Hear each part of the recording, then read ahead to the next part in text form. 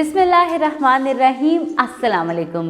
This is Myra Amjad. Welcome to Century Press and Publishers. Dear students, welcome back. I hope you are fine and you are enjoying your learning, right? Okay students, so let's start another topic of our English learning book.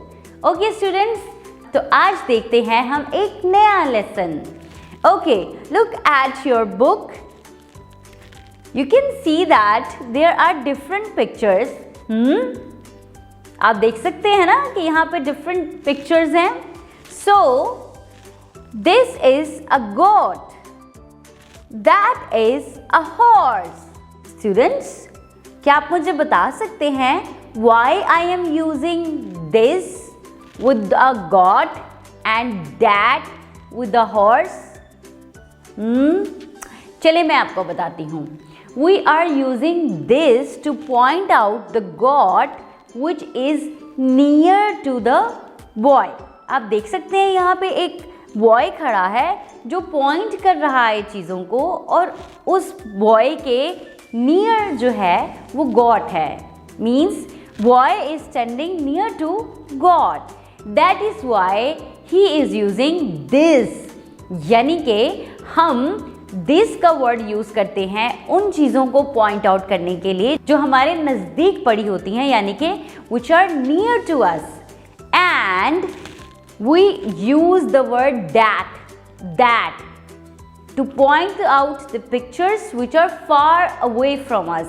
जैसे कि आप देख सकते हैं the boy is standing away from the horse, यानी कि जो boy है he is not near to horse, जिसकी वजह से हम उसके साथ that का वर्ड यूज कर रहे हैं.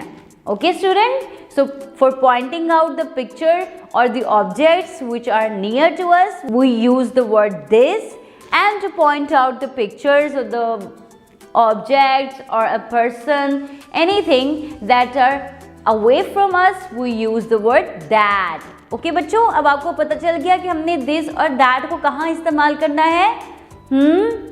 बिल्कुल, जो चीज़ें हमारे नज़दीक पड़ी हैं उनके साथ हम दिस लगाएंगे और जो हमसे दूर है थोड़ा सा उनके साथ हम दैट लगाएंगे. सो लेट्स सी कि इस पेज में हम किसके साथ दिस यूज़ करेंगे और किसके साथ that.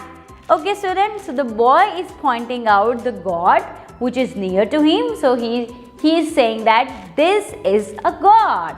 And the horse which is not near to the boy, so the boy is using that. That is a horse.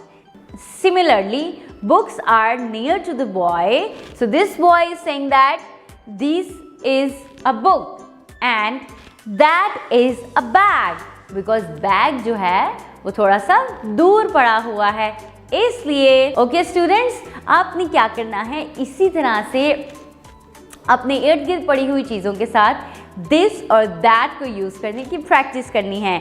Like I can say that this is a book. Okay, that is a light, क्योंकि book मेरे पास पड़ी है और light मेरे से दूर है.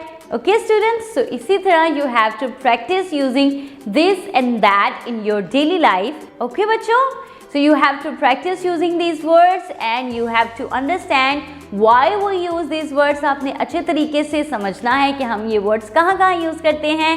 We will come back with another video of the activity of these words. Till then, take good care of yourself. Keep learning. Allah Hafiz.